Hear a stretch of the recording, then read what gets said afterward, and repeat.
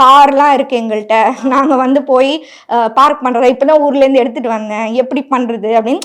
இது நம்மளுக்கு அந்த அளவுக்கு பாதிக்கிற மழை இல்லை. இருந்தாலும் நம்ம வந்து அந்த மழையை வந்து ஃபாலோ பண்ணிட்டே இருக்கும்போது நியூஸ் சேனல்ஸையோ இல்லை நம்ம ஜென்ரலாக ஐஎம்டியோ ஃபாலோ பண்ணிட்டு இருக்கும்போது டிஎன் அலர்ட்னு ஒரு ஆப்பும் இருக்குது.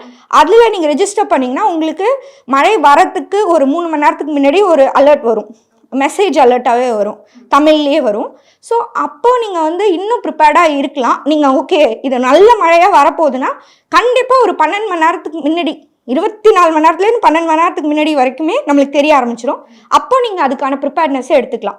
அது வரைக்கும் நீங்கள் பயந்து இது வந்து ஒரு அழிவு நோக்கி போகிற மழை அப்படின்றத நீங்களாம் அசியூம் பண்ணிக்காம கொஞ்சம் தரவுகளை நம்புறது நல்லது. ரொம்ப மோசமான நம்பிக்கை இல்லை இப்போதைக்கு தரவுகள் மேலே.